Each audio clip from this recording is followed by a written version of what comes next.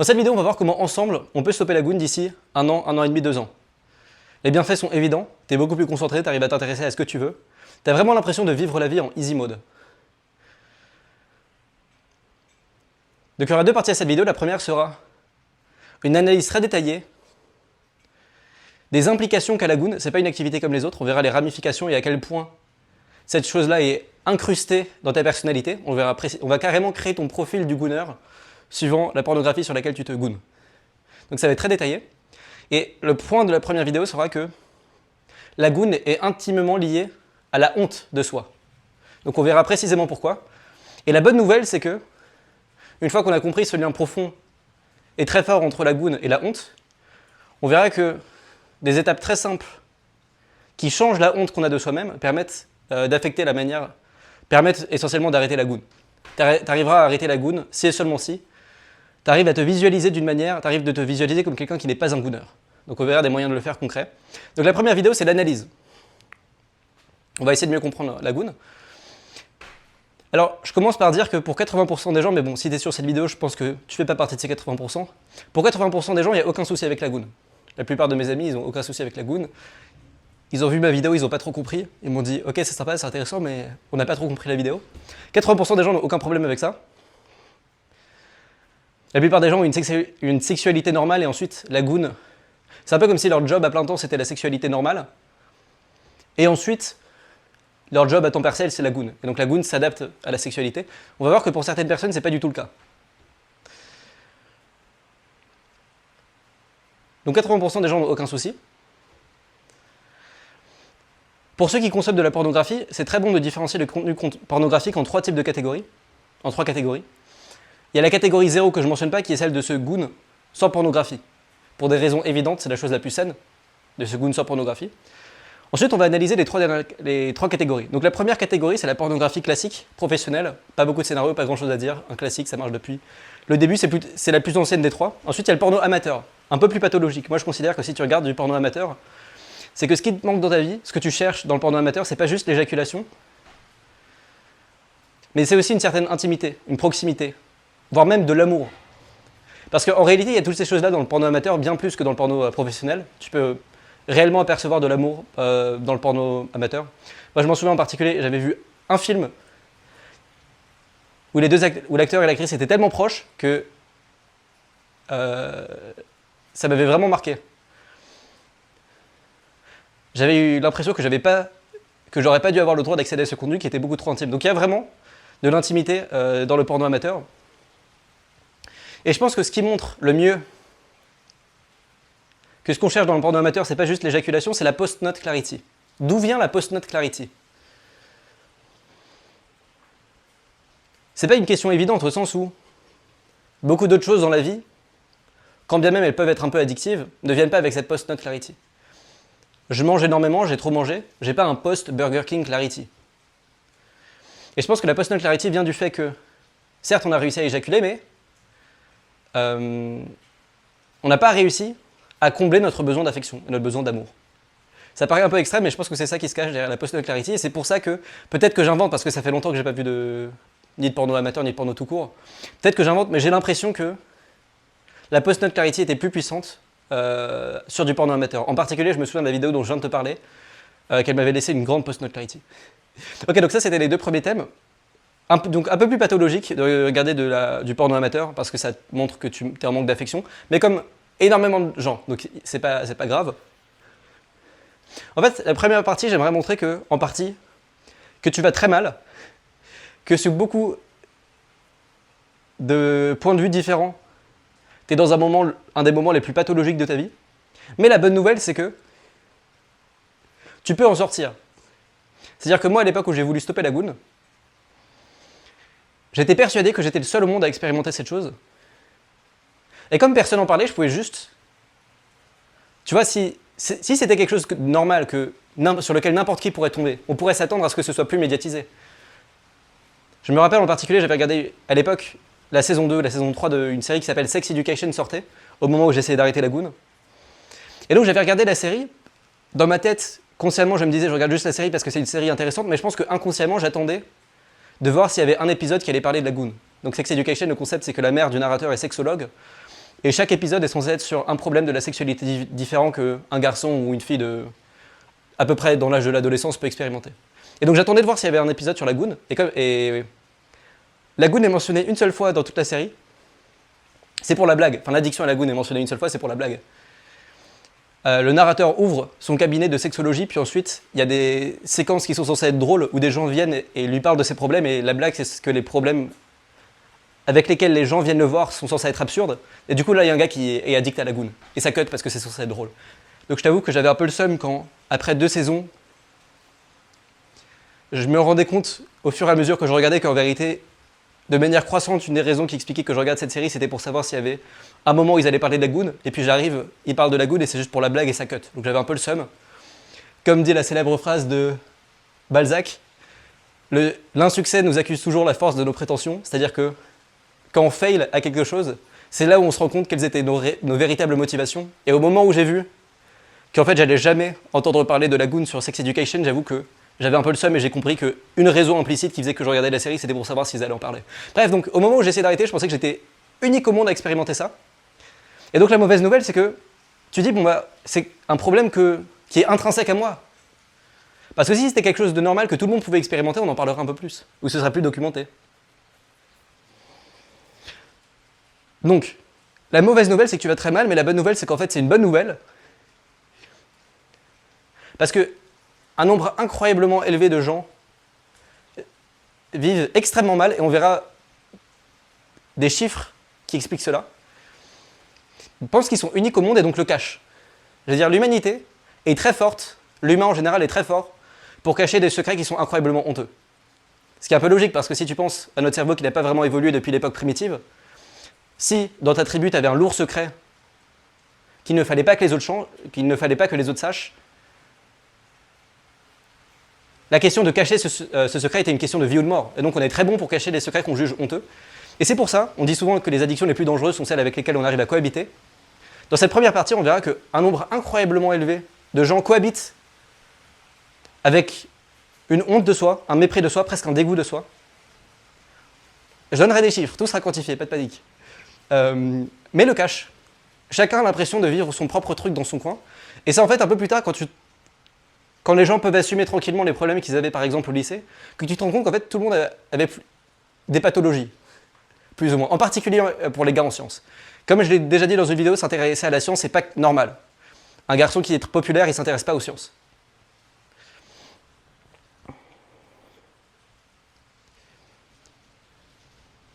Quoi qu'il en soit, donc je reviens à ma classification de la pornographie. Donc le porno amateur est légèrement plus pathologique parce qu'il témoigne d'un manque d'amour et d'un manque d'affection, mais comme beaucoup de gens, pas de panique.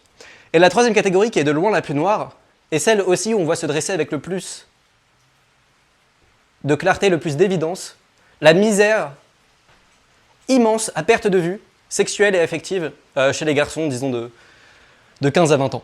Donc la troisième catégorie de pornographie, contrairement aux deux premières, n'est pas basée sur de l'attraction sexuelle réciproque.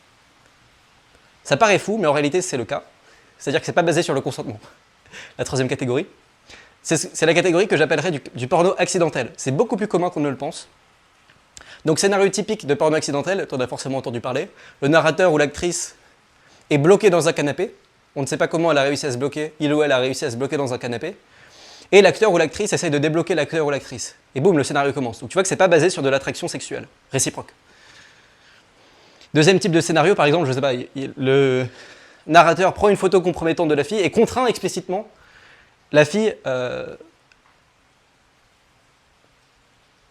des actes sexuels sous la contrainte de cette photo. Scénario encore plus courant, fake taxi, l'acteur ou l'actrice n'a pas les moyens de payer le taxi, et donc le scénario commence. Ou alors, je sais pas, l'acteur, enfin, tu peux inventer des milliers de variations sur ce thème, et à chaque fois ça fait beaucoup de vues. C'est pas du tout un porno qui est marginal. Donc là par exemple, je pense à 2 vidéos qui ont fait chacune 100 millions et 150 millions de vues, et qui sont les 2 vidéos les plus vues de l'actrice que je pense. Peu d'acteurs, peu d'actrices font du porno accidentel parce que c'est tellement bizarre comme porno. Enfin je veux dire, ça doit même être bizarre de simuler, même si tu sais que c'est pour de faux, ça doit même laisser... Je sais pas, moi je trouve que ça ferait bizarre, j'accepterais pas de simuler un film où tu dois simuler du non-consentement. Je pense que ça doit vraiment avoir des... Enfin je sais pas. Extrêmement bizarre, donc peu d'acteurs et peu d'actrices le font.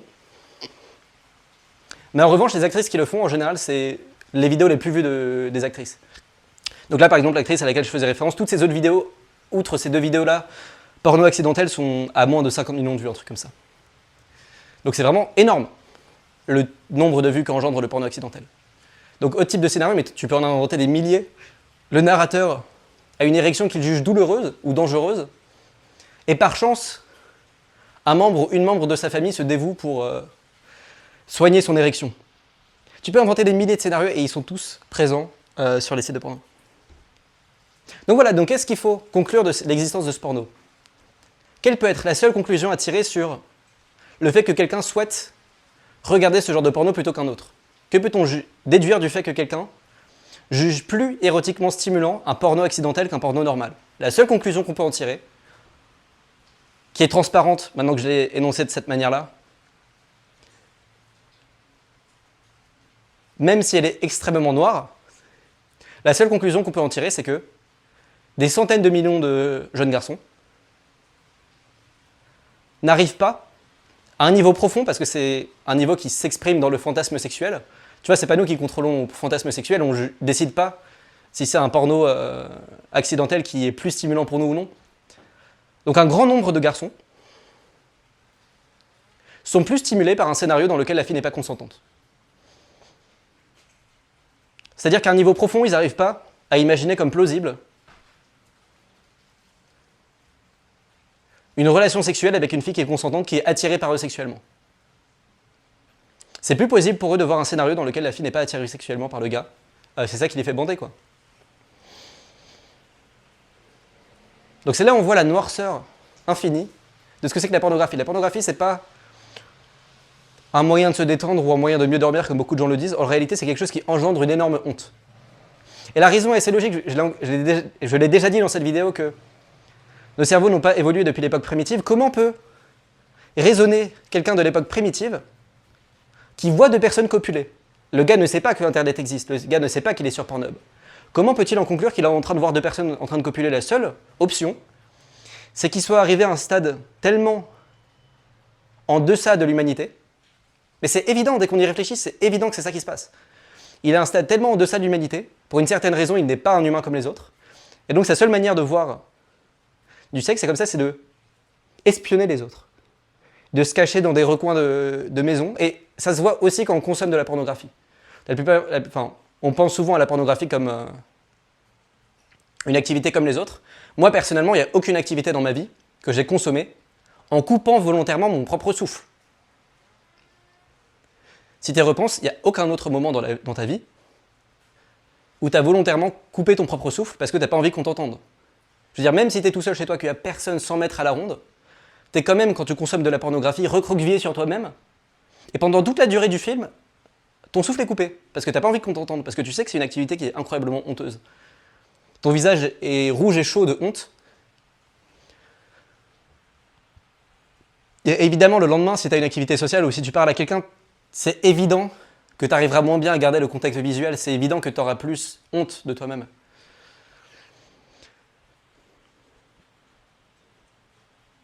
Donc voilà, ça c'est la mauvaise nouvelle. La bonne nouvelle, c'est qu'il y a des moyens assez simples de retrouver, de changer la vision qu'on a de soi-même. Donc le moyen le plus simple, c'est le sport. Donc notre but dans les différents moyens que je vais donner, ça va être de retrouver une vie normale, de ne plus avoir honte de soi-même. J'aime beaucoup cette phrase de Nietzsche. Quel est le sceau de la liberté acquise? C'est une phrase rhétorique qui est posée dans le livre. Quel est le sceau de la liberté acquise? Ne plus avoir honte de soi-même. Quel est le sceau de la liberté acquise? Ne plus avoir honte de soi-même. Ce qui est incroyable dans cette phrase, c'est le ne plus. On part souvent du principe qu'on est très bien, que tout va bien, et qu'ensuite des événements extérieurs peuvent nous imposer des traumatismes. Mais j'aime beaucoup cette phrase parce que elle part du principe qu'au début, on a une honte de soi-même, on ne sait pas d'où elle vient, mais on a une honte de soi-même. Et le sceau de la liberté acquise, c'est pas quelque chose de positif, au sens où on se dit souvent « j'ai besoin d'argent pour être plus libre, j'ai besoin de ceci, cela pour être plus libre ». Le sceau de la liberté acquise, c'est juste ne plus, donc c'est négatif, ne plus avoir honte de soi-même. Et donc c'est ce qu'on va faire dans cette deuxième partie, on va voir comment ne plus avoir honte de soi-même. Comment arrêter de se visualiser comme un gars qui s'infiltre dans les cabanes pour observer les gens copuler. Donc le moyen le plus simple, c'est le sport. Le point étant que même si tu fais 5 minutes par jour, si tu le fais de manière constante, si au réveil, tu te mets à terre et tu fais des abdos, au réveil, tu te mets à terre, tu fais des pompes, au réveil, tu prends tes chaussures et tu vas courir, n'importe lequel des trois, la manière dont tu vas te visualiser va être radicalement différente au bout de quelques semaines pour plein de raisons différentes. À cela, ajouter les endorphines, à cela, ajouter le fait que tu es plus heureux en général grâce au fait que tu fais du sport, c'est la chose la plus simple à faire. Ce qu'il faut pour lutter contre la goune, c'est juste rajouter plein d'activités dans ta journée pour que tu n'aies plus ces temps morts où tu penses à la goune. Et une fois que tu auras fait ça, ce sera fini. Donc le sport, c'est parfait. Tout le monde a du temps dans la journée pour faire du sport. Et ça a tous les bienfaits que j'ai mentionnés. CF aussi ma vidéo sur le bonheur. En réalité, ma vidéo sur le bonheur devait être une sous-partie de cette vidéo-là. Mais comme ça faisait une vidéo trop longue, j'en ai fait une autre vidéo qui est donc la vidéo sur le bonheur. Mais tout ce que je dis dans le bonheur, je l'ai d'abord pensé pour cette vidéo-là. Parce que c'est tellement crucial. C'est tellement pour moi équivalent. Toute forme d'addiction. Et le bonheur, il y a une certaine étude qui a été menée à ce sujet la plupart des études sur l'addiction étaient extrêmement pessimistes parce que le rat de laboratoire qui avait à disponibilité la drogue était tout seul. Toutes les études qui étaient faites sur la drogue étaient un rat qui est tout seul et qui a accès à de la dopamine. Et quand d'autres études ont mis des rats dans un contexte social, avec des moyens de jouer, avec des gens avec qui interagir, on s'est rendu compte que peu importe la drogue qu'on mettait, le rat choisissait de ne pas prendre la drogue. Ou la souris. Donc c'est vraiment intimement lié à un contexte social, au point où si je passe 30 minutes sur mon téléphone, maintenant, je vais jamais me dire c'est tellement honteux, c'est terrible d'avoir fait ça, parce que c'est ce qu'on fait d'habitude. C'est pas toi qui contrôle si tu plonges ou pas dans l'addiction, c'est pas toi qui contrôle ou pas si tu relapses. On appelle relapse le fait de, après un certain jour passé sans ce goon, retomber, goon, donc ça c'est la relapse. Donc tu te sens incroyablement mal après une relapse, parce que tu as l'impression que tu t'étais un peu échappé de cette addiction, que tu étais arrivé à un nouveau stade de ta vie, et en fait non. T'es retraîné de force dans la boue, tu te rends compte qu'en fait t'étais sorti de rien, et que t'es toujours au même stade à celui que t'étais il y a 3 mois. Donc c'est extrêmement rageant de relapse. Et la seule chose que tu contrôles pas si tu relapses ou pas, ce que tu contrôles, c'est ta réaction après. Faut absolument ne pas s'en vouloir à soi-même. C'est exactement la même chose que, souvent, la réaction de base quand t'as passé 15 minutes sur Instagram et que t'es dégoûté parce que tu vois que t'arrives plus à te concentrer, t'es dégoûté parce que tu sais que ce que t'as regardé c'était de la merde et que maintenant t'auras plus l'énergie d'aller travailler parce que tes yeux ils sont explosés ou quoi que ce soit. Donc tu culpabilises et donc, pour apaiser cette douleur, tu retournes sur Instagram. Donc la seule chose que tu contrôles, c'est ta réaction au moment de relapse. Et ce que je veux, c'est que tu essaies de développer la dynamique la plus positive vis-à-vis de toi-même. C'est jamais simple, mais essaye de développer la dynamique positive.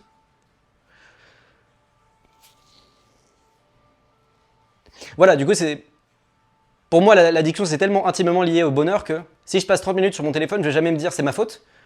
Je vais me dire qu'est-ce qui a fait que je me suis senti un peu trop déconnecté socialement pour être allé sur mon téléphone. Est-ce que je peux, demain après-demain, organiser du sport? Est-ce que je peux voir des gens dans la semaine? J'y pense même pas en termes de c'est ma faute à moi, je me dis, je me suis pas mis dans le contexte pour le faire. Donc c'est pour ça que le bonheur, c'est vraiment le point clé.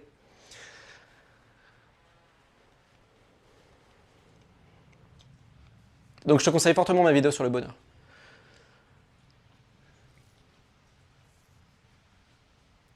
La deuxième chose que je dirais, c'est de ne jamais hésiter quand la pulsion arrive. C'est-à-dire que la pulsion arrive et en fait, ce qui est important de comprendre avec cette addiction-là, mais comme toutes les addictions, c'est que la dopamine, c'est pas une hormone de la récompense, c'est une hormone de l'encouragement. Donc elle est déclenchée quand tu penses à l'activité que tu as envie de faire. Et donc très souvent, ce qui arrive, c'est que tu es sur ton canapé, tu n'as rien à faire, puis là, la pulsion arrive, tu dis « Ah bah tiens, je pourrais aller me goon ». Tu n'as même pas tellement envie que ça d'aller te goon, mais tu joues un peu avec l'idée, parce que la dopamine est en train d'être relâchée et que c'est excitant, je pourrais aller me goon, je pourrais aller regarder telle vidéo, je pourrais aller regarder telle vidéo. Et même si tu ne le fais pas à la fin, tu as réfléchi à la possibilité de le faire. Et c'est catastrophique. D'une part parce que ça libère la dopamine, donc ça fait que tu entretiens un peu l'addiction, mais deuxièmement aussi parce que, digression journalistique, ma sœur qui est journaliste m'a confié le secret pour faire avouer n'importe quoi à n'importe qui. Le secret est le suivant, mettons que tu parles avec moi et que tu as envie de savoir ce que j'ai fait hier soir, moi j'ai pas envie de te dire. Ce qu'il suffit de faire dans ton cas, c'est d'itérer la question avec des variations légèrement différentes. Commence par me demander t'as fait quoi hier soir? Je vais te répondre bah désolé je peux pas te dire. Attends 5 minutes et repose-moi la même question. Sinon quand vous êtes rentré du lycée vous avez fait quoi après? Toi t'as fait quoi? Et en fait très souvent, après 1 ou 2 itérations, les gens vont tout dire. La raison est la suivante, c'est que moi j'ai pas envie de te dire ce que j'ai fait hier soir. Tu me poses la question une première fois, Je sais que j'ai pas le droit de dire, mais donc je réfléchis à ce que je pourrais dire si je devais le dire. Je me dis, ok, je pourrais commencer par raconter ce que j'ai fait à tel moment, je pourrais raconter telle anecdote qui est marrante, je pourrais formuler ça de telle manière. Ah non, il y a ça aussi que je pourrais dire. Je me crée toute mon histoire, tout mon scénario. À la fin, je dis non, désolé, je peux pas le dire. Tu me reposes la question une deuxième fois, maintenant que j'ai créé tout le scénario, bah j'ai le seum de l'avoir créé et de pas l'utiliser. Je me dis, ah c'est dommage, ils auraient tellement bonne estime de moi si je leur disais ce truc-là, et ils trouveraient mon histoire tellement intéressante et tellement drôle parce que je l'ai bien formulée. Et donc tu dis tout. La première fois, je formule l'histoire, la deuxième fois, je la raconte. C'est exactement la même chose pour la goon. La pulsion arrive, tu joues un peu avec l'idée, tu décides de ne pas le faire, la deuxième fois que la pulsion arrive, tu y vas, tu réfléchis pas. Donc c'est pour ça que c'est extrêmement toxique de interagir avec la pulsion, pense immédiatement à autre chose. Et je dirais que c'est là où on voit en quelque sorte la honte de soi-même et le dégoût de soi-même et le mépris de soi-même, c'est que la pulsion arrive et tu l'entretiens un peu parce qu'une certaine partie de ton cerveau a envie de te voir échouer. C'est ça la réalité. C'est qu'elle a envie de te voir humilié après t'être goon en sachant que ta discipline a été vaincue. C'est réellement ça qui se passe. Il y a réellement une partie de ton cerveau qui a vraiment envie de te voir échouer. Je le sais parce que grâce aux dynamiques de bien-être que j'ai racontées dans ma vidéo sur le bonheur, maintenant j'ai plus vraiment cet ennemi intérieur. Et donc peu importe l'addiction qui arrive, peut-être que j'ai passé du temps dessus, mais je vais jamais avoir cette sorte d'excitation à considérer « Oh, je peux aller sur le porno ». Parce que j'ai plus cet ennemi intérieur. Eh oui. Donc c'est ça que je dirais, c'est très important de ne pas interagir avec la pulsion, de juste réfléchir à autre chose, et c'est aussi pour ça que c'est important. Moi quand j'ai essayé d'arrêter la goon, mon but c'était d'avoir assez de discipline pour résister, mais ça va jamais arriver de toute ta vie. La seule chose qui va arriver, c'est que tu n'y penses pas. Donc il faut rajouter assez d'éléments dans ta vie pour que ta vie soit assez riche et que tu n'y penses pas. Et il faut arriver à te visualiser comme quelqu'un qui ne se goûte pas. Il y a une autre chose qui est pas mal, moi c'est pas ce que j'ai fait quand j'ai essayé d'arrêter, mais que j'ai lu en ligne, en préparant cette vidéo d'ailleurs. C'est de non pas se dire qu'on va arrêter pour toujours, et j'ai un ami qui faisait ça aussi, pour une autre drogue. Non pas se dire qu'on va arrêter pour toujours, mais juste se dire j'arrête pour cette semaine. Pour toujours, ça crée des implications qui sont un peu compliquées, c'est un peu similaire à t'es à la salle, et pour une fois tu te dis, d'habitude tu fais, mettons, 80 kg au développé couché, là tu dis je vais essayer 90, ce qui est bien au-delà de ce que tu as l'habitude de faire. Et donc, d'habitude, si je t'avais dit, bon bah d'habitude tu fais 80, maintenant tu vas faire 82,5, t'aurais été motivé, t'aurais été hype. Là maintenant, comme je t'ai dit, maintenant tu vas faire 90 et que tu sais que c'est un peu trop, tu commences à trop y réfléchir. Et donc finalement tu y vas mais avec beaucoup moins d'énergie que si je t'avais dit, vas-y c'est du 82,5 et que j'avais mis du 90. Et c'est exactement la même chose, si tu dis je vais arrêter pour toujours, ça emmène des implications qui sont extrêmement compliquées pour ton cerveau, de sorte qu'il y réfléchit trop, alors qu'une semaine il se dit j'en suis capable et il larken. Ton cerveau se met à larken, il ne réfléchit pas trop. Tu dis j'arrête pour toujours, non seulement ton cerveau commence à trop y réfléchir, il se dit pour toujours, mais est-ce que j'ai vraiment envie d'arrêter pour toujours? Non. On peut se dire que dans un an je m'autorise à le faire. Et il commence à y réfléchir et encore une fois on a dit, on n'a pas envie d'y réfléchir à la goon. Si on y réfléchit, même si on arrive avec la bonne conclusion, on a déjà perdu. Donc il ne faut pas entrer dans cette dynamique. Dis-toi j'arrête cette semaine, ton cerveau se dit ok je suis capable de le faire pendant une semaine, il larken. La deuxième raison c'est que tu vas forcément relapse. Et quand tu relapses, tu n'as pas envie d'avoir la pression de t'as dit mais pourtant je m'étais promis que j'allais arrêter jusqu'à la fin de ma vie. Tu as envie d'avoir l'impression d'avoir foiré un truc qui était plus léger. Bon bah je devais arrêter pendant une semaine, j'ai tenu 3 jours, bon bah c'est pas si grave. Alors que si tu as l'impression que tu avais pris une énorme décision qui t'engageait pendant toute ta vie et que maintenant tu t'avais remis cette décision en question, tu te sens encore plus mal, tu as encore plus l'impression d'être sans contrôle sur ton addiction et donc c'est pas vraiment ça la dynamique qu'on veut engendrer. Faut pas engendrer la dynamique où tu as l'impression que tu es sans contrôle et que c'est la fin du monde et que tu vas toute ta vie vivre avec cette addiction. Moi c'est un peu la dynamique que j'avais avec moi-même parce que j'étais persuadé, à l'époque où je voulais arrêter la goon, que c'était une addiction qui allait me suivre pendant toute ma vie. Il y a une bonne nouvelle et une mauvaise nouvelle avec la goon. La mauvaise nouvelle, c'est qu'en fait, le moment qui est le plus difficile, il y a 3 phases quand tu arrêtes la goon. Il y a le moment où tu te goon, mais tu sais pas que c'est mauvais. Il y a le moment où tu comprends, bon bah j'aimerais bien être plus concentré, ce serait carré d'arrêter cette activité, et tu essayes d'arrêter et tu te rends compte que tu peux pas. Puis ensuite, il y a le moment où tu as vraiment arrêté. La bonne nouvelle, c'est qu'une fois que tu as vraiment arrêté, en réalité, tu retombes pas. Moi, ça fait 3 ans que j'ai arrêté et l'idée ne me viendrait même pas à l'esprit. Non pas que je me sois pas goon depuis 3 ans, mais c'est plutôt volontaire. Ou alors, quand ça m'arrive et que c'est pas trop volontaire, je sais que ça va pas, que je vais pas replonger quoi. J'en suis tellement pas habitué, c'est tellement un truc d'exceptionnel qu'en fait, de toute façon, une fois que t'as pas pris l'habitude, une fois que tu réfléchis pas dans la journée, quand bien même tu serais à un moment mauvais de ta vie, tu prendrais du temps à retomber dans l'addiction. Donc, enfin, c'est vraiment pas une possibilité de retomber dedans une fois que tu as passé, disons, 90 jours ou 21 jours sans ce goût. Les études montrent qu'apparemment c'est 90 jours où tes récepteurs à dopamine se reset, mais moi, peu importe le type d'addiction, j'ai toujours l'impression que c'est 21 jours le cap clé. Après 21 jours, tu te sens toujours incroyablement bien. Donc je me souviens les 3 premières semaines où je me suis pas FAP, je me sentais incroyablement bien, j'avais l'impression que j'accédais à un nouveau stade de l'humanité. C'était incroyable. Au bout de 3 semaines, il se passe vraiment quelque chose de grand. Donc voilà, il y a les 3 étapes. L'étape du milieu, c'est la plus difficile parce que c'est là que tu te rends compte que tu n'as pas de contrôle. C'est là où tu y réfléchis beaucoup plus. Parce que quand tu te rendais pas compte que c'était quelque chose de nocif, tu disais c'est juste une activité que je fais comme ça, c'est pas si grave. Au moment intermédiaire, tu dis, en fait, tu commences à comprendre tout le mal que ça implique dans ta vie. Tu commences à te rendre compte, ok, telle personne arrive à faire du sport et arrive à être motivée dans les choses auxquelles elle s'intéresse. Telle personne arrive à lire un livre, ne serait-ce que 30 lignes de suite. Moi, j'arrive pas à faire ça. Telle personne, je vois qu'elle est plus présente dans la discussion. Tu te rends compte de tous les domaines différents dans lesquels la goon s'exprime. Tu y penses de plus en plus et donc tu entretiens cette honte de plus en plus et c'est là où en réalité tu deviens un peu plus renfermé sur toi-même. Le moment où tu te gounes et tu te rends pas compte que c'est mal, t'as quasiment pas honte de toi-même.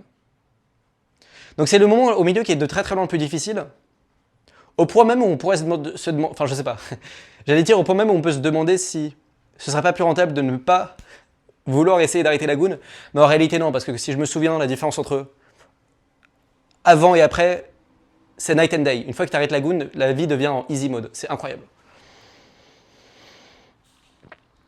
Mais donc c'est le moment intermédiaire qui est difficile, en particulier parce que tu es plutôt dur avec toi-même.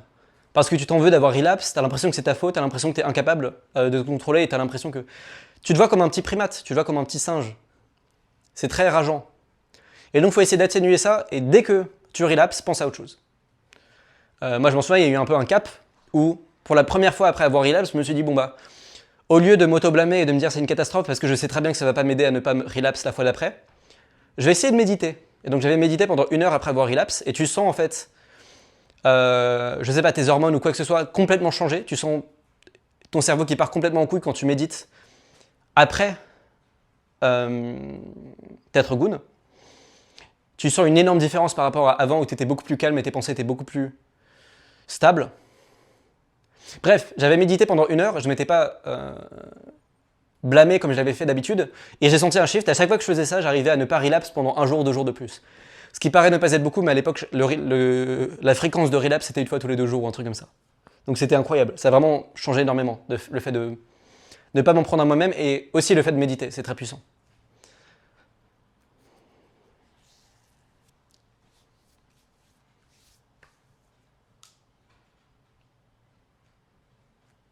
Donc voilà, j'ai pas grand chose à dire de plus. Essaye d'aller vers des activités qui font que tu te visualises d'une manière où tu te dis la personnalité que je me visualise, la personne que je me visualise comme étant moi, la personne que je visualise comme étant moi-même, n'est pas le genre de personne qui se goune. Une fois que tu arrives là, c'est gagné. Moi, c'est plus ou moins en pratique ce qui s'est passé, c'est-à-dire que le moment où j'ai arrêté la goune était un peu à cheval sur la prépa, et quand tu entres en prépa, on te confère une personnalité, ce qui est très pratique. Ta personnalité, c'est quelqu'un qui fait des mathématiques. C'est extrêmement pratique, et je pense que ça a participé au fait d'avoir arrêté. Le sport, c'est le moyen le plus simple de à la fois développer une personnalité et d'être plus heureux. Mais aussi, en réalité, regarde-toi comme si tu étais dans un laboratoire et que tu étais ton propre patient. C'est-à-dire ne te regarde pas en disant « Oh non, j'ai trop relapse », dis-toi « Tiens, essayons de voir les raisons qui font que j'ai relapse ». Quand la pulsion vient, te dis pas « Ah, tiens, une pulsion, dis-toi, tiens, comment se fait-il que cette pulsion arrive ?» Je te garantis que plus tu te vois en tant que patient, et plus tu essaies de, par exemple, noter les symptômes, genre, par exemple, note comme dans un carnet de laboratoire, jour 3, le patient ne s'est pas goon. Il a fait ceci et cela, peut-être que ça a participé au fait qu'il ne se soit pas goon. Et quand tu te vois de cette manière-là, c'est-à-dire que c'est un peu ce qui s'est déclenché pour moi au bout d'un certain temps, c'est-à-dire que j'en avais tellement marre de ne pas réussir à arrêter la goon que je me détachais un peu de moi-même. C'était pour moi un peu une vaste blague, j'étais plus tellement investi dans le fait d'arrêter la goon, je commençais un peu à ne plus vraiment y croire. Et donc je me regardais un peu avec recul et je me disais, bah tiens, voilà ce chien qui va encore goon comme un chien.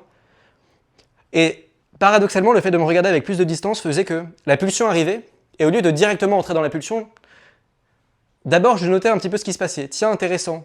la pulsion est arrivée et ce chien va sans doute se goon sur cette pulsion.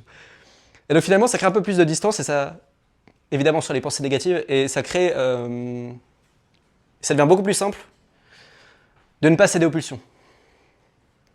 Créer de la distance, vois-toi comme mon patient, et aussi c'est assez intéressant parce que, en réalité, ça fait partie d'une déformation dont tu te souviendras toute ta vie.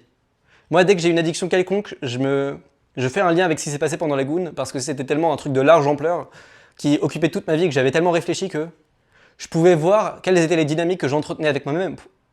Enfin, la relation qu'on a à tout dans la vie se répète de manière cyclique. Et c'est par exemple vrai pour les addictions. Et donc j'ai repensé et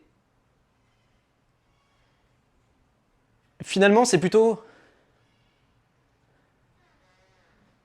presque avec mélancolie, presque avec bonheur que je repense à ces moments-là parce que c'est un moment où en réalité tu te découvres toi-même et tu vois un peu les rouages. Parce que pour la première fois, il y a vraiment quelque chose que tu as vraiment envie d'arrêter. La plupart du temps, on laisse plus ou moins notre cerveau contrôler notre vie. On est un peu en mode automatique. Et c'est vraiment là où j'étais en opposition frontale avec ce que mon cerveau voulait. Et donc je devais comprendre, je devais intégrer. C'est comme Proust dit, le moment où on tombe malade, c'est là où on se rend compte que notre corps, avec lequel on s'imaginait être en symbiose, n'est en fait analogue à une pieuvre avec laquelle on essaierait de communiquer. C'est quand tu essaies d'arrêter de la goon que tu te rends compte que ton cerveau, que tu pensais être ton ami, finalement, se comporte d'une manière qui n'a rien à voir avec celle à laquelle tu t'attendais. Son comportement n'a rien à voir avec celui auquel tu t'attendrais. Et tu lui parles un peu comme si c'était une pieuvre. Et Proust te dit, et ensuite pour communiquer avec cette pieuvre, il faut aller voir ceux qui comprennent cette pieuvre, il va voir le docteur Cottard. C'est un peu la même chose dans la vie. Tu apprends à communiquer avec la pieuvre. Et donc finalement, c'est pas... Enfin, il y a vraiment eu un switching point dans ma vie à partir du moment où j'ai arrêté la goon. Pas seulement juste parce que j'avais arrêté la goon, même si c'était incroyable, j'arrivais à me concentrer, c'était super simple pour moi de lire beaucoup, de faire beaucoup de mathématiques, de me motiver pour n'importe quelle tâche, parce que j'avais tellement de dopamine qui était disponible. Mais aussi parce que je me disais, bon, bah, maintenant que j'ai réussi à faire ça, maintenant que j'ai réussi à forcer la pieuvre à faire ceci, je peux la forcer à faire n'importe quoi. Alors, tu te sens vraiment incroyablement puissant. Je dirais que si je devais... Je me souviens, je ne sais plus pourquoi un ami me posait la question de savoir si j'étais heureux. Et je lui ai répondu, en réalité, depuis que j'ai arrêté la goon il y a 1 an, tant que je ne retombe pas dans cette addiction, chaque jour de plus où j'ai arrêté la goon me paraîtra un jour bonus, parce que ça me paraissait tellement impossible à l'époque que je puisse un jour arrêter. Et tant que j'arrête, je suis heureux. C'est un peu ça l'énergie que j'ai dégagée. Donc voilà, en conclusion de cette vidéo, il y aura une 3e partie à cette vidéo que je vais continuer après cette conclusion. Mais là, c'est la conclusion pratique. Je ferai une 3e partie qui sera une analyse de pourquoi on en est arrivé là. Tu comprendras ce qui se passera dans la 3e partie. Mais conclusion des 2 premières parties. Pour arrêter la goon, il faut vraiment que tu changes la manière dont tu le visualises. Ne visualise pas le fait d'arrêter la goon comme « oh là là, c'est la honte, c'est trop relou », mais visualise-toi comme un scientifique qui fait des expériences sur ton patient. Apprécie The Ride parce que finalement, quand tu y repenses, en réalité, c'est assez marrant. C'est le seul moment où tu vas interagir avec autant de force et autant de passion avec la pieuvre.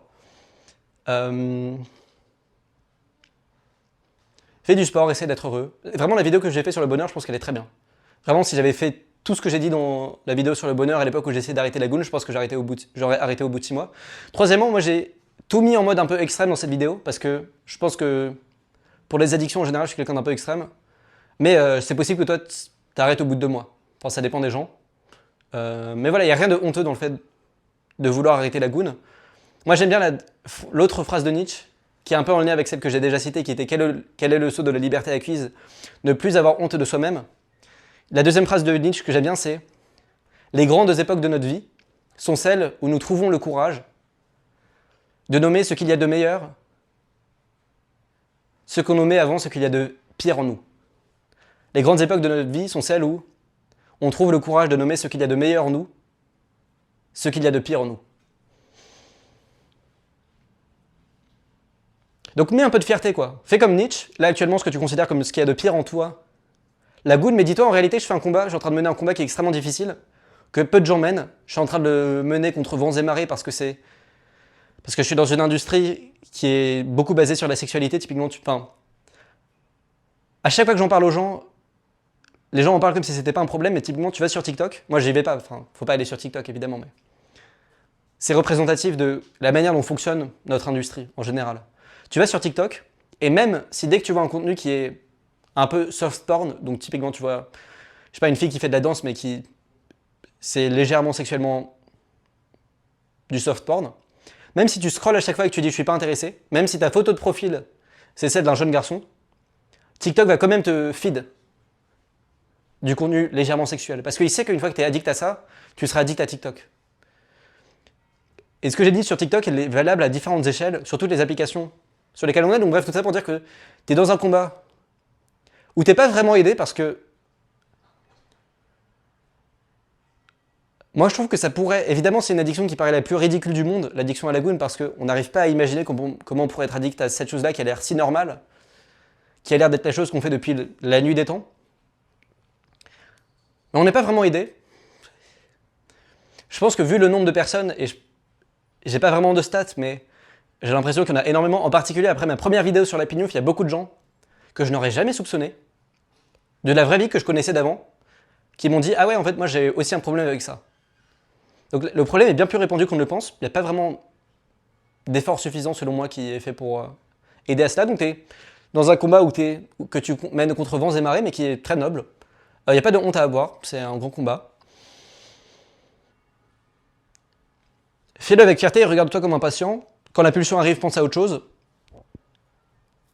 Entasse les choses dans ta vie pour qu'il n'y ait plus la place à se poser la question. Et essaye de te rendre plus fier. Tiens-toi droit. Quand tu parles, parle avec la voix nette. C'est-à-dire que la plupart des gens qui sont addicts à la goune, en général ceux qui sont anxieux, ont tendance à parler en s'excusant. Et ils se disent comme ça, je mets les autres en valeur, mais en fait c'est pas vraiment ça qui se passe.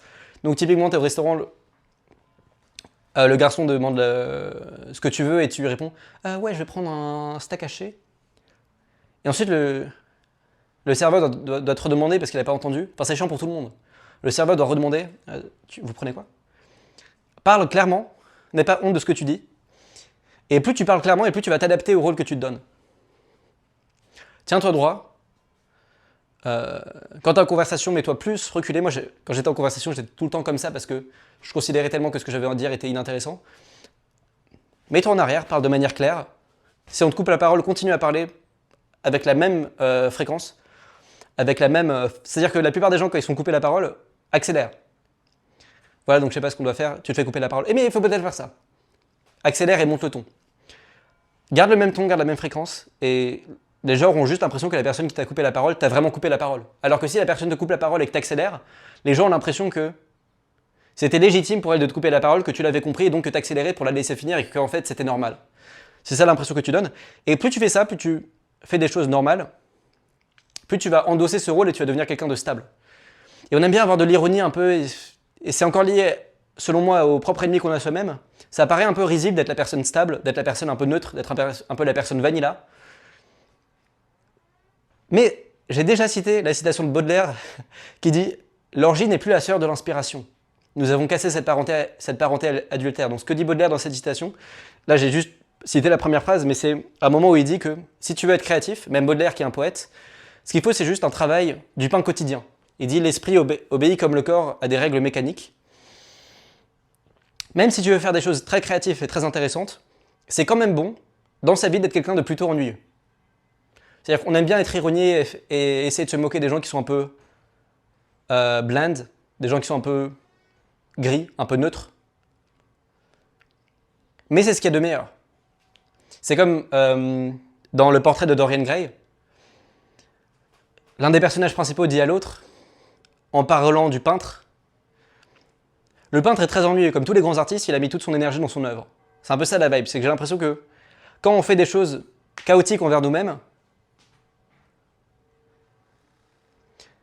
c'est qu'on est en manque de poésie dans notre vie. C'est pas un acte de poésie, c'est que justement qu'on est en manque de poésie, qu'on est en manque de chaos.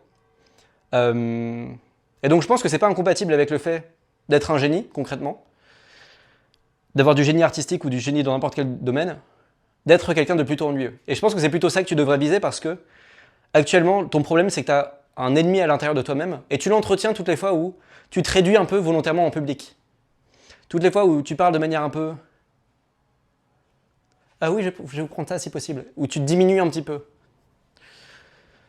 Je pense que c'est ça la dynamique que tu entretiens. Donc ça paraît un peu ridicule, mais fais ces choses-là et je pense que ça aura une grosse différence sur la manière dont tu te vois.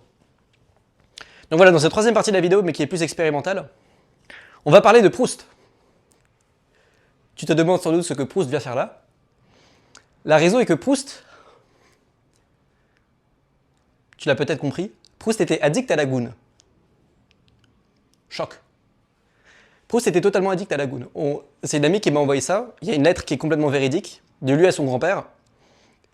La lettre est complètement lunaire. Donc je fais une rapide biographie de Proust, parce que ça va servir un peu dans la suite. Proust, ses dates sont à peu près 70 jusqu'à 21. Enfin, je sais qu'il est mort rapidement après la Première Guerre mondiale, à la fin de la Première Guerre mondiale. Il a grandi dans une famille qui était très bourgeoise.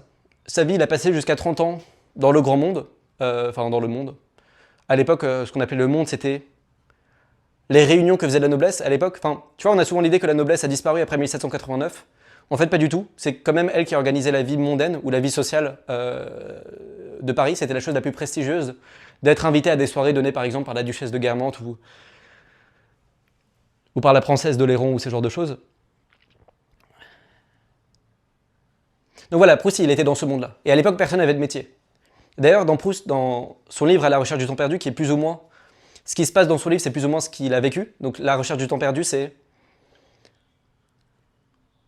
l'histoire du narrateur, de l'enfance à l'âge adulte.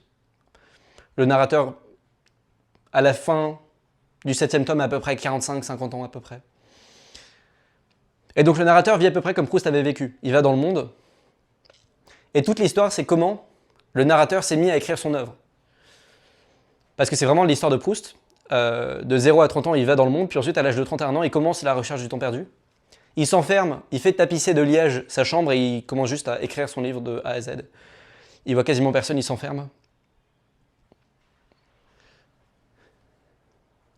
Mais donc voilà, il a vécu dans une famille qui était très bourgeoise, qui était d'ailleurs religieuse, qui était juive, mais je pense plutôt religieuse. En tout cas, la famille du narrateur est plutôt pratiquante.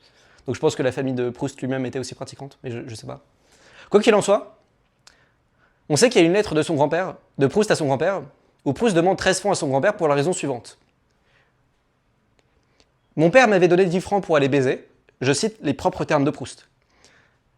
Dans l'excitation... et ensuite il dit, mon père m'avait donné 10 francs pour aller baiser et arrêter cette mauvaise habitude que j'ai de la masturbation. Première phrase que tu reçois de ton petit-fils, mon père m'a donné 10 francs pour aller au bordel et pour arrêter cette mauvaise manie de la masturbation. J'étais tellement excité qu'en chemin j'ai cassé un vase et je crois que, je sais plus trop, mais je crois que c'est... Et en allant au bordel, j'étais trop excité pour pouvoir baiser. C'est vraiment la lettre que Proust envoie à son grand-père. C'est pour ça que je te demande 13 francs, 10 francs pour retourner au bordel et 3 francs pour repayer le vase que j'ai cassé. Et ensuite, il ajoute, il précise, je m'excuse pour cette occasion de te demander de l'argent qui est, ne t'inquiète pas, unique. Ça n'arrive pas 2 fois d'être trop excité pour pouvoir baiser. Et il met un point d'exclamation. Donc bref, pourquoi je cite cette phrase, cette lettre de Proust, qui est absolument véridique? Parce qu'elle m'a grandement choqué au moment où je l'ai lue, si bien que j'ai mis une semaine à me convaincre du fait qu'elle était véridique, parce que, moi dans ma tête, pour tous les domaines de la vie, à l'époque où la religion était plus présente, c'est pour ça que j'insistais sur le fait que la famille de Proust était sans doute pratiquante, à l'époque où la religion était plus présente, donc typiquement, cette lettre de Proust à son grand-père est envoyée au moment où Proust a 16 ans, donc à peu près en 1886, donc fin 19e. La religion est beaucoup plus présente fin 19e qu'aujourd'hui par exemple. Donc l'image que tu as pour tout dans la vie, en particulier en tout ce qui concerne la sexualité, c'est qu'à l'époque on ne pouvait pas en parler, puis maintenant on peut un peu plus en parler parce que la religion a perdu un peu de terrain. Mais du coup c'est pas le cas pour la goune. Comment ça se fait? Encore plus frappant est que, en repensant à cette anecdote, j'étais dans un kiosque, et justement il y avait 5 pages du Monde sur la goune. Et donc j'ouvre et je me dis, bon, voyons ce que le Monde dit. Et voilà une des premières phrases de l'article du Monde. Donc c'était 5 pages sur le nofap. Le nofap, c'est ce dont je parle dans cette vidéo, c'est comment arrêter la goune. Et une des phrases, sur la première page, quasiment une des premières était « Jean-Baptiste a 17 ans. Autodiagnostiqué addict à la pornographie. » Donc ce qu'il faut voir dans cette première phrase, ou dans cette phrase qui était sur la première page, c'est « Autodiagnostiqué à la pornographie ». Comment peut-on écrire un tel truc? Le sous-entendu, c'est « Il s'est inventé une addiction ». Le autodiagnostiqué, sous-entendu, il n'est pas vraiment diagnostiqué, ce n'est pas vraiment une maladie. C'est complètement lunaire. La personne qui a écrit cette phrase n'y a jamais réfléchi la moindre seconde. Je veux dire, si la personne avait réfléchi qu'1 seconde, elle se serait rendue compte que personne à l'âge de 17 ans n'est à l'aise pour aller voir un médecin généraliste qui peut-être n'est même pas un homme, qui très certainement n'a jamais vécu cette addiction. En réalité, j'en sais rien, mais j'ai l'impression que l'addiction à la goune touche plus ou moins ceux qui ont grandi avec Internet. Que même à l'époque où les gens prenaient des cassettes, finalement, ils arrivent, je sais pas. En tout cas, moi, quand j'ai grandi, c'était inconcevable de parler à un adulte de ça. Genre, l'adulte n'aurait juste pas compris. Et encore aujourd'hui, j'ai jamais vu quelqu'un... Du coup, quand j'ai arrêté la goune, je consommais un peu de contenu de dev perso. Je mettrai en description une des vidéos parmi d'autres que je regardais à cette époque. Parce qu'en réalité, c'est pas mal d'entendre des gens en parler. Moi, ça m'a beaucoup aidé d'entendre des gens en parler, en particulier la personne que je mets en description, je trouve, en parle plutôt bien. En tout cas, moi, ça m'avait vraiment donné la motivation pour arrêter, ça m'avait vraiment permis d'apercevoir ce monde qui existe après la goune, et qui te donne vraiment envie d'arrêter. C'est-à-dire que, au moment où j'avais l'impression que j'étais seul au monde à vivre avec la goune, j'ai mis du temps à tomber sur ce genre de vidéo. Mais au moment où j'avais l'impression que j'étais seul au monde, j'arrivais pas à visualiser ce qu'était après, parce que c'était pas clair qu'il existait un avant et un après. Pour moi, il y avait les personnes qui étaient maudites, dont je faisais partie, qui toute leur vie allaient vivre avec cette addiction. Et ensuite, il y avait les autres, donc il n'y avait pas d'après. Donc c'est complètement nouveau pour moi d'imaginer un monde après mon addiction. Et donc c'est ça qui m'a un peu donné de l'énergie. Donc quoi qu'il en soit, je reviens à l'article complètement lunaire. Donc je sais pas, c'est Jean-Baptiste, 17 ans, autodiagnostiqué, addict à la masturbation. Et tout l'article est sur ce ton-là, sur le ton de, en gros, ils ont inventé un truc. Et encore un mauvais coup des gens masculinistes pour pervertir la jeunesse. C'est un peu ça le ton de l'article. Parce qu'en gros, tu lis cette phrase-là, tu as l'impression que l'addiction n'existe pas, puis ensuite, tu lis un autre témoignage qui est, le gars dit, c'est beaucoup plus difficile depuis que j'essaie d'arrêter. Ce qui est vrai, c'est ce que j'ai dit dans cette vidéo, c'est que le moment où tu n'essayais pas d'arrêter, finalement, n'est pas si mal parce que tu sais pas que c'est un problème. Donc au moins, tu n'as pas cette honte de toi que tu développes ensuite quand tu essaies d'arrêter. Et donc quand tu lis l'article du Monde, si tu es quelqu'un qui n'a pas connu cette addiction, comme la plupart des gens, tu as juste l'impression que c'est une addiction que les gens inventent en s'auto-diagnostiquant cette addiction, ce qui est complètement lunaire. Moi, tu viens me voir avec une addiction, je vais jamais partir du principe que c'est une addiction qui est auto-diagnostiquée. Ça veut dire quoi même? À la limite, pour des choses qui sont difficiles, donc par exemple de la dépression ou des choses qu'on comprend pas très bien, pour des choses où on a besoin de communiquer avec la pieuvre, c'est logique qu'il y ait besoin d'un diagnostic parce que c'est des choses compliquées. Mais l'addiction, comment peut-on se tromper sur le fait qu'on soit addict à quelque chose? Comment peut-on s'auto-diagnostiquer comme si c'était moins riche qu'un propre diagnostic? Donc j'ai vraiment pas compris cet article du Monde. Moi, ma famille est abonnée au Monde, donc je lis souvent le Monde et souvent, ça va, c'est pas inintéressant. Mais là, vraiment, j'étais bouche bée. Je pouvais pas comprendre comment il pouvait être autant à côté de la plaque ou alors autant ne pas essayer de comprendre le problème. Moi, si j'écris un article sur l'addiction, je vais jamais partir du principe que les gens sont autodiagnostiqués et écrire... Là, juste, j'ai cité une phrase, donc ça paraît un peu faible comme accusation, mais tout l'article est sur ce ton-là, ils ont inventé leur truc, et en gros, c'est quelque chose qui est inventé par les gens masculinistes, et il n'y a pas vraiment de problème avec le fait de faire de la pornographie. L'argument qu'il dit, c'est ça existe depuis des milliers d'années, ce qui est vrai. On peut se masturber depuis des milliers d'années, mais tout change avec la pornographie. C'est la pornographie qui fait que tu as l'impression d'être un chimpanzé qui peut juste regarder les gens se reproduire en s'infiltrant dans des maisons. Ça change tout, la pornographie. Donc l'article ne fait aucun effort pour essayer de comprendre ce qui se passe. Et donc j'ai longtemps été interloqué, Enfin, c'est quand même... Il y a beaucoup de gens qui travaillent au Monde, c'est quand même une grosse maison. S'ils veulent vraiment faire un article qui est bien, ils peuvent le faire. Enfin, ils ont les moyens de faire des trucs bien, quoi. Donc c'est pas un souci de moyens, c'est pas comme s'ils avaient dû bâcler l'article et qu'ils avaient demandé à ChatGPT. Donc j'ai souvent été interloqué. Puis ensuite, la solution est venue. Et pour comprendre l'existence de cet article, il faut repenser à ce dont j'ai déjà parlé dans cette vidéo, qui est Sex Education. Je vais citer les problèmes qu'ont les jeunes hommes dans Sex Education et tu vas comprendre ce qui se passe. Quels sont les problèmes, ceux dont je me souviens, donc je n'ai pas regardé la série pour cette vidéo, quels sont les problèmes des gars dont je me souviens de la première saison, qui est celle que j'avais regardée? Adam a une trop grosse queue. Je rigole absolument pas. Donc chaque chapitre, chaque épisode, c'est un problème, c'est le problème d'un adolescent ou d'une adolescente. Je crois que le premier épisode, c'est Adam qui a une trop grosse queue. Voilà, ça c'est le premier problème de garçon. Deuxième problème, Jackson, dont les parents forcent à faire du sport. Trop relou, on le force à faire du sport. Lui, il a juste envie de jouer au Rubik's Cube. Je plaisante pas. Après qu'il arrête de faire du sport, il commence à s'intéresser aux maths. Je plaisante même pas. Moi qui suis quelqu'un qui connaît assez bien les mathématiques, je peux t'assurer que personne qui était plutôt populaire et plutôt bon dans son sport, personne qui était en train de baiser Maëv dans la série, ne s'intéresse aux mathématiques. Ça se saurait si c'était le cas, c'est absolument pas le cas, c'est absolument pas ce qui se passe. Donc ça, c'est le deuxième problème de Jackson. Trop relou, on pose trop au sport alors que lui, il a juste envie de faire des mathématiques et d'être un nerd. Troisième problème. Oui, j'ai dit que l'addiction à la goon était seulement mentionnée une fois. La goon est mentionnée plusieurs fois. En particulier, je me souviens que problème qui arrive au narrateur, le narrateur n'arrive pas à se goon. Pourquoi pas? En vrai, je connais personne qui a eu ce problème, mais pourquoi pas? Ça peut exister. Quatrième problème, dont je me souviens, la copine de Jackson le considère juste comme un plan cul et elle n'a pas envie de sortir avec lui alors que lui a envie de sortir avec sa copine. Et trop relou, elle veut de lui juste pour son corps physique qui est trop musclé. Donc ça, c'est les 4 problèmes de gars dont je me souviens dans la première saison. Il y a des vrais problèmes aussi, il y a un 5e problème mais qui n'est pas vraiment ce que je veux dire dans cette vidéo, qui est le problème de Adam dans la fin de la première saison, qui pour le coup est un vrai problème. En gros, ses parents dénient, je crois, refusent d'accepter qu'il est homosexuel ou quelque chose comme ça.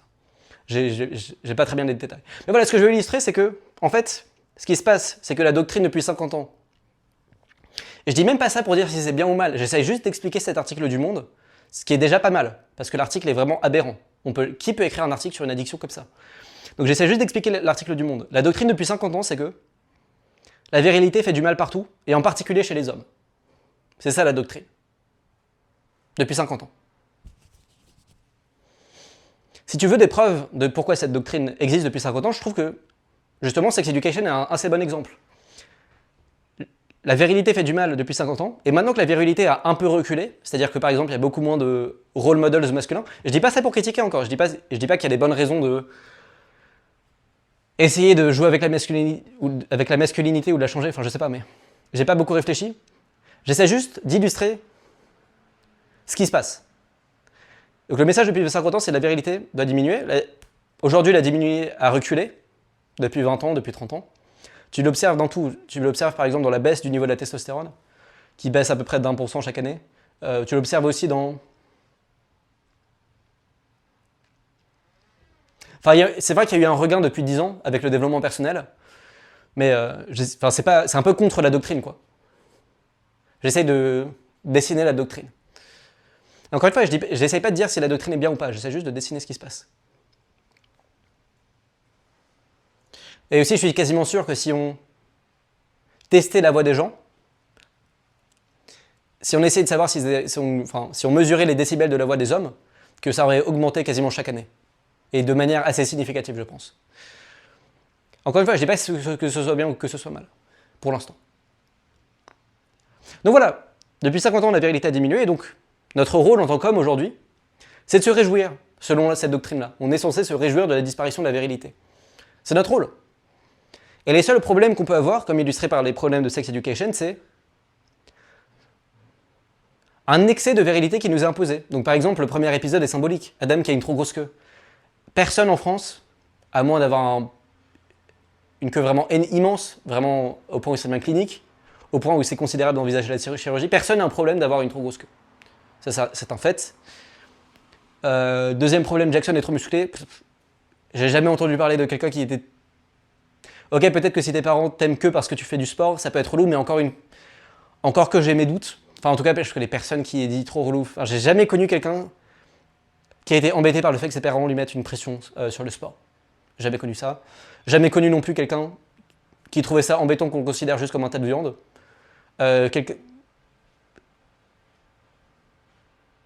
Quelqu'un qui a des rapports avec une fille qu'il trouve séduisante et la fille ne veut pas être en couple avec lui. La plupart du temps... Enfin, j'ai pas d'exemple, personnellement. Je dis pas que ça n'existe pas, moi j'ai aucun exemple. Contrairement à la goon, où là j'ai une infinité d'exemples. Enfin, quand je dis exemple, c'est pas seulement dans ma vie, mais c'est aussi ce que tu vois en ligne, le genre de vues que tu vois sur les vidéos. J'ai vu 1 million dans ma vie de vidéos qui s'appelaient Comment arrêter la goon et qui avaient genre 100 000, 200 000, 300 000 vues. J'ai jamais vu une seule vidéo comment accepter le fait qu'on a une trop grosse queue. Bref. Enfin, tous les problèmes sont un peu de cet ordre-là. En gros, c'est le seul problème que tu peux avoir dans ta vie, c'est un excès de virilité. Et donc c'est pour ça que la goon pose un peu problème, et c'est pour ça que le monde essaie de te gaslight, le monde essaie de te convaincre du fait que t'as pas de problème à la goon, et qu'en fait t'es autodiagnostiqué, mais qu'en fait t'as inventé ça, et qu'il faut se rendre compte que les gens font ça depuis l'Antiquité et que c'est pas si grave. le monde essaie de te convaincre, ce qu'on n'a jamais vu. Moi, je sais pas, si quelqu'un vient vers moi et me dit qu'il a un problème à l'alcool, la pire chose que je peux lui faire, c'est lui dire mais non, en fait, t'as pas de problème, parce que ça va le rendre honteux. Il va se dire, bah, si je suis pas censé avoir un problème, si mon problème n'est pas normal, c'est qu'il y a quelque chose de grave avec moi. Donc ce serait littéralement au sens de Nietzsche. Je vais reciter une autre phrase de Nietzsche. Qu'y a-t-il pour toi de plus humain? Épargner de la honte à quelqu'un. Donc ça serait la chose la plus inhumaine pour moi de lui dire mais non, il n'y a pas de problème avec l'alcool, on consomme de l'alcool depuis 500 ans, de toute façon, tu es autodiagnostiqué à l'alcool, va voir là-bas. Ce serait la chose la plus inhumaine, selon Nietzsche, parce que ce serait lui mettre un tas de honte. Enfin, je veux dire, personne. Enfin, ouais, je sais pas. Et donc voilà, la goon entre de manière orthogonale à cette philosophie parce que le problème, même de manière négativement corrélée, parce que le problème, c'est que la goon, c'est pas un problème d'excès de virilité, mais c'est plutôt un peu le contraire. Quelqu'un que tu imagines être compétitif, être engagé, qui est à fond dans le sport. Tu vois, il y a toujours des gens qui sont un peu cons, que tu vois à la cour de récré quand tu es au collège, qui sont à fond dans le sport, qui se poussent les uns les autres, pour qui c'est... Je me souviens, une fois j'étais au collège et pendant toute la cour de récré, la question c'était qui va tirer le penalty. Parce que quand t'es au foot, c'est pas forcément celui qui a pris la faute qui tire le penalty. Et donc celui qui tire le penalty, c'est le meilleur. Et donc, le match était interrompu. Moi je jouais au foot, à ce moment-là j'étais le défenseur, j'étais celui qui court un peu et qui touche pas le ballon. Et tout le match était juste un débat entre ces deux personnes, entre est-ce que je dois tirer le penalty ou pas. Donc voilà, il y a toujours un peu des golemons qui sont trop investis dans le sport. Ceux-là, tu les imagines jamais avoir un problème avec la goon. Ils peuvent avoir des problèmes avec d'autres choses, mais ils n'auront jamais un problème avec la goon. Enfin, c'est comme ça que je visualise. Peut-être que je me trompe, mais tout le monde que j'ai vu témoigner sur la goon en ligne avait exactement le même profil. Quelqu'un qui était plutôt mal à l'aise, plutôt mal dans sa peau, qui faisait pas vraiment de sport, qui n'avait pas vraiment d'intérêt propre dans sa vie, qui en réalité avait une vie grise et morose. Parce que c'est quand t'as rien à faire dans ta journée que la maladie s'installe le plus facilement. Donc voilà, c'est pour ça que ce problème est un peu gênant pour la doctrine. Et donc c'est pour ça qu'il essaie d'être évincé et que le monde essaie de te gaslight et de te faire croire que tu n'as pas de problème avec la goon. Maintenant voilà, je fais cette longue digression, j'ai fait cette longue digression alors que honnêtement ça m'intéresse pas vraiment. C'est comme quand tu joues aux échecs. Tu ne te poses jamais la question de savoir pourquoi les règles sont ainsi. T'es jamais en train de perdre et tu dis jamais ah bah j'aimerais bien que le pion aille à droite. J'aimerais bien que le cavalier saute comme ça. Ce serait con. Juste, les règles du jeu sont ainsi, on essaie d'optimiser notre manière de jouer. C'est pour ça que je parle pas vraiment de questions un peu plus sociétales, comme ceux dont je viens d'aborder pendant les 10 dernières minutes sur l'article du Monde complètement lunaire sur l'addiction à la goon.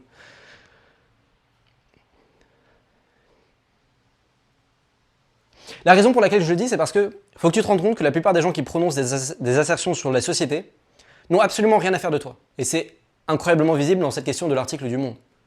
Un article, ça se fait en 1 semaine, 2 semaines. Si tu veux faire des témoignages, tu peux. Si tu veux aller sur des forums, si tu veux aller parler, appeler des gens, tu peux. Visiblement, pour écrire un article pareil, la personne ne l'a pas fait. La plupart des gens qui écrivent des articles, la plupart des gens qui émettent une opinion quelconque sur le monde n'ont absolument pas, et c'est de plus en plus le cas, n'ont absolument pas ton bien-être en tête. Et donc, il faut filtrer. Dès que quelqu'un prononce une assertion, avant de te dire « Ah, est-ce que c'est juste, est-ce que c'est faux ?» Pose-toi la question « Est-ce que cette personne dit ça pour avoir l'air stylé ? Ou est-ce que cette personne dit ça pour mon propre bien ?» Et une fois que tu fais ça, tu te rends compte que tu arrives bien plus facilement à naviguer ce qu'on te dit dans ta vie et que tu arrives à expédier, à éliminer 90% des choses qu'on te dit. Parce que 90% des gens ne parlent absolument pas pour t'aider toi.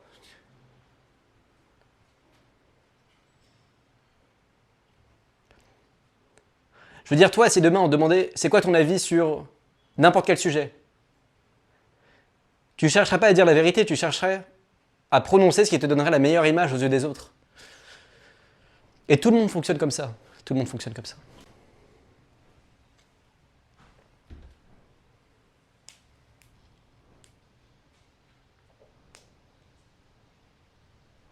Et en particulier, je mentionne cet article du Monde parce qu'il montre une méthode qu'utilisent souvent ces gens-là, c'est faire passer les choses comme étant évidentes. Ils font passer ce qui est le plus important, le cœur de la question, comme étant implicite. Il y a un certain livre d'un gars qui écrit sur la rhétorique ou qui enseigne de la rhétorique, mais dont j'ai oublié le nom. Je ne sais plus vraiment qui c'est, qui s'appelle La rhétorique, l'art de ne pas dire. Il y a un peu ce phénomène-là où les choses qui ont le plus d'influence sur notre vie ne sont pas les choses qui ont été mises sous forme explicite, mais sont les choses qui ont été mises sous forme implicite. Donc là, par exemple, l'article du Monde, la phrase la plus importante était mise sous silence. Jean-Baptiste, autodiagnostiqué, addict à la goon. En fait, La plupart des gens ne se rendent pas compte que cette addiction peut exister. Et c'est pas leur faute. Faut pas les blâmer. Donc la plupart des gens lisent cet article du Monde, et la question cruciale, c'est de savoir s'il y a des gens qui sont vraiment addicts à ça ou pas. Ça change complètement comment tu lis l'article. Tu lis un article, tu vois qu'il y a des gens masculinistes, des gens un peu toxiques qui prônent le fait d'arrêter à la goune. Ça paraît bizarre, mais la question la plus pertinente, c'est est-ce que ça correspond à une demande? Est-ce qu'il y a des gens qui ont vraiment ce problème? Et le Monde n'y répond pas, alors que c'est la chose la plus importante. D'ailleurs, le Monde dit Jean-Baptiste autodiagnostiqué addict à la goune. Donc dans le terme autodiagnostiqué, ça sous-entend qu'il existe un diagnostic. Première nouvelle, moi je n'ai jamais entendu parler de quelqu'un qui allait chez le médecin pour aller dire au médecin j'ai un problème à la goune. Mais soit peut-être que ça existe. Mais pourquoi le Monde alors n'a pas mis des chiffres? Le Monde dit Jean-Baptiste autodiagnostiqué à la goune. Bah alors tu peux dire pour ceux qui vont se diagnostiquer chez le médecin, c'est pris en charge de cette manière-ci et de cette manière-ci, voici ce qu'il faut faire. Pauvre Jean-Baptiste, il n'est pas au courant qu'on peut faire tout ça. Ça change tout. Parce que là, tu te rends compte, ok, bon bah, il y a quelque chose qui est mis en place pour ces gens-là, et ensuite il y a peut-être des chiffres, et ils peuvent dire, je sais pas, 5% des garçons entre 15 et 20 ans ont été diagnostiqués comme étant addicts à la pornographie ou quelque chose comme ça. Tu as des chiffres, et donc là, tu peux comprendre ce qui se passe. Le Monde passe ça complètement sous silence. Et donc c'est un truc assez standard que tu vois chez les gens qui aiment bien parler pour donner une certaine image, c'est-à-dire que le meilleur moyen de paraître profond, c'est de dire quelque chose que les jeunes ne comprennent pas. Je l'ai observé pour la première fois en mathématiques, et tu peux l'observer n'importe quand en mathématiques. Tu parles avec des gens, le moyen le plus simple d'impressionner les autres, c'est de parler très vite, mentionner un certain nombre de mots qu'ils ne comprennent pas et qu'ils n'auront jamais la chance de comprendre, de sorte qu'ils n'essayent même pas d'essayer de te poser la question sur les différents mots parce qu'ils paraîtront avoir l'air trop cons. Si tu dis, voici, on peut faire ça, puis là on peut utiliser le gestalt, toi t'as jamais entendu ce mot, tu me dis, ah ben c'est quoi ça? Je te dis. Mais si je te dis, là on peut utiliser le machin pour faire ceci, pour faire cela, et que j'utilise 3 mots que tu connais pas, tu vas jamais me poser la question parce que ça paraît être con de poser la question sur un mot alors qu'il y en a 3 qu'on pourrait ne pas connaître, on a l'impression d'être 3 fois plus con que la plupart des gens. C'est la même chose, les gens qui essayent de se donner une certaine impression, ils stackent juste un certain nombre de manière implicite et le disent juste de la manière la plus évidente pour pas qu'on les mette en question. Et ça crée la profondeur, de manière complètement factice d'ailleurs, ça crée la profondeur parce qu'on se dit, bah tiens, moi je considère pas que cette assertion est évidente, cette personne semble la prononcer avec le ton comme si c'était une évidence le plus clair, ou bien deux choses, ou bien cette personne appartient à un cercle dans lequel cette chose-là est vraiment une évidence, et alors ça active la FOMO en toi, la fear of missing out, tu dis, oulala, je fais pas partie de ce cercle, où telle assertion est décrétée comme étant évidente, qu'est-ce qui se passe? Essayons de voir ce que ce cercle a comme code et essayons de m'intégrer à ce cercle, parce que je ne connais pas cette chose-là qui est considérée comme évidente et moi je ne la considère pas comme évidente. Ou alors tu te dis, quelle est cette connaissance immense qui fait que cette personne considère comme évidente cette chose-là? Et ce qui se passe jamais, c'est que tu considères jamais, ah bah tiens, peut-être que cette chose qui est considérée comme évidente est juste dite pour essayer de me gaslight, elle est complètement fausse, et peut-être qu'elle est fausse. Ce que tu dis, c'est, soit il est trop intelligent et il considère ça comme évident alors que moi je ne le considère pas comme évident, ou alors tu te dis,